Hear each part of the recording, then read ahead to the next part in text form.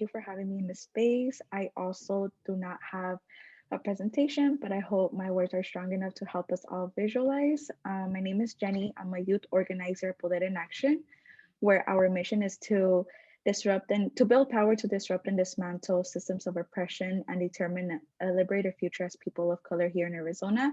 And we do that through civic participation, lived experience, and leadership development. And we have two organizing programs where there's multi-generational members, Youth Poder, which is made up of youth of color, and Barrios al Poder, which is made up of migrant families. Our work happens particularly in West and South Phoenix, home to the people of color, working class, migrants, and mixed status families. We build power to exist fully and create a healthy quality of life for our people, meaning fighting against systems of punishment and investing in our health. Our members Can were you hit just slow hard. down just a bit? Yes, Just I'm slow gonna, down for the yes, interviews. yeah, let me know if I need to slow down. um, our members were hit hard by the impacts of COVID-19. COVID was a magnifying glass to the systems impacting our lives. At first, like many other orgs, we felt a gut reaction to stop our work and respond to the moment. But that's exactly how crisis works. It shifts us from the path to build power and pulls us to respond in the moment. The disparities of COVID and policing were growing, and our communities were left to beg and plead for basic care. 2020 showed us clearly that we do not have the social power to support our people, but even then, that we didn't have enough moral power in most situations. And I have a good example for this one. A majority Democrat council here in Phoenix refused to give COVID relief money to immigrants, excluding people with DACA, U visas, TPS, asylum, or undocumented. There was a clear demonstration of white supremacy and capitalism at work. This was an opportunity to talk to our people about what we were experiencing and not just what was happening. So we took the opportunity to politicize our experience. And this moment of crisis, we did not have the power to force the state to respond. And we did not have the infrastructure and the leaders to respond to each other in a sustainable way. The moment of crisis pushed us to think about our work differently. We started by calling our past and current members, which was over 2,000 people, to hear about the experiences and needs and frustrations that they had during this pandemic. From that, we launched our base building program, Unidos with Poder, asking folks to make a commitment to act on behalf of the values and analysis we had. For COVID, we did build a fund for undocumented people, but we had a clear purpose for that fund. It was not just an act of charity, it was about providing some relief to our people so that they had enough headspace to listen to the information that we were asking and the ask that we were making.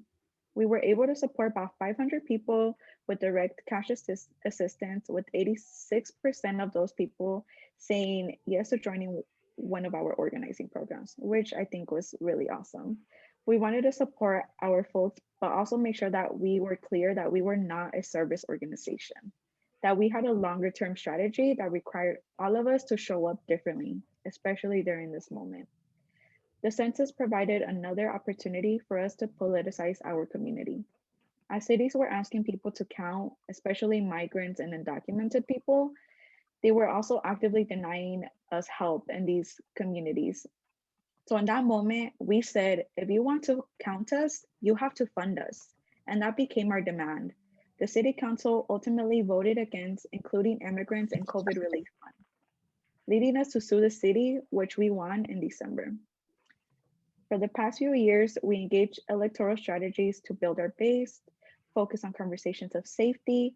In 2020, we made 25,000 calls, mobilized 230 volunteers, many that had actually came through the undocumented fund.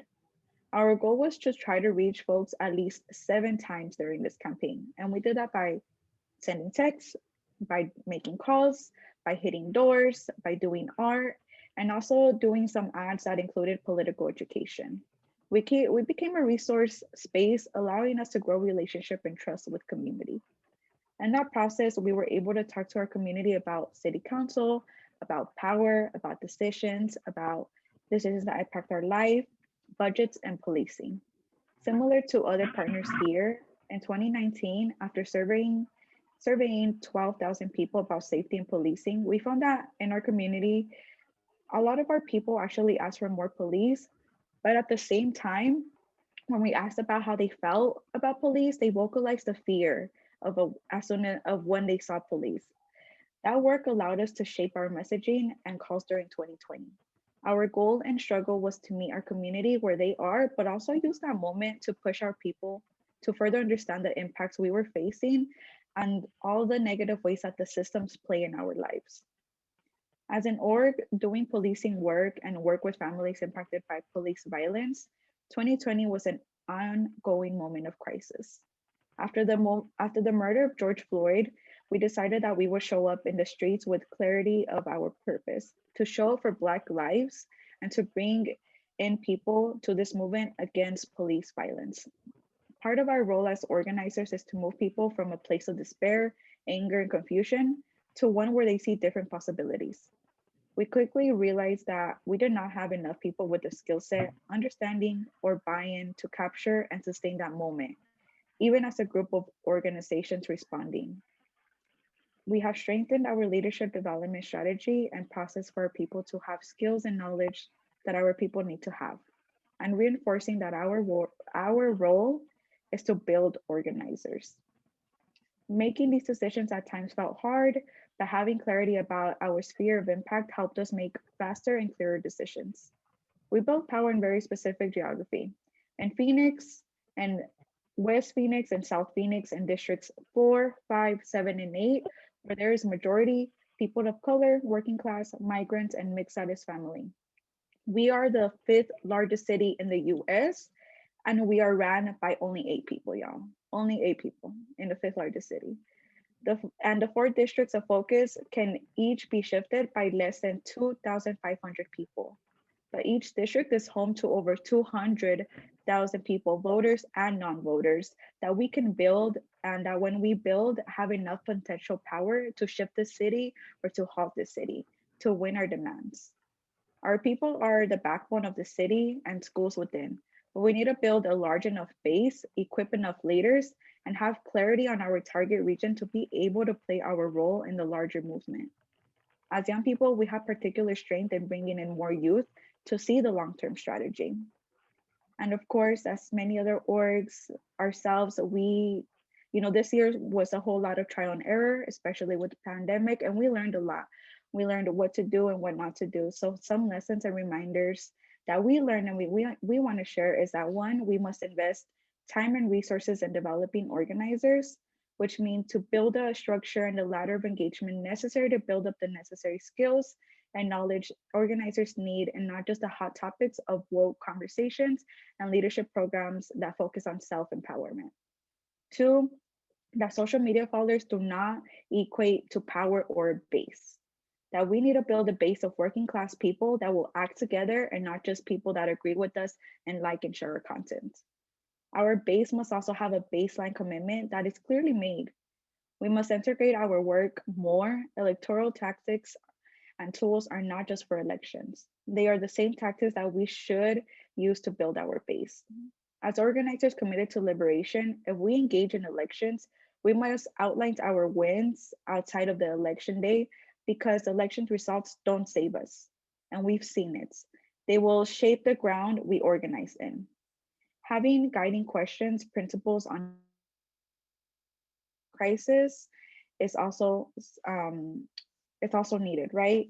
In 2020, we found ourselves consistently asking, right? Will this build a base? Will this build leaders? And will this shift the narrative? And these 3 questions really helped us create the campaigns and the events that we had in 2020 and are really helping us in the upcoming years and really asking, is this campaign going to be effective enough? And thank you all for giving me this space. I really appreciate it. And I hope that, yeah, we continue to learn from each other. Thank you.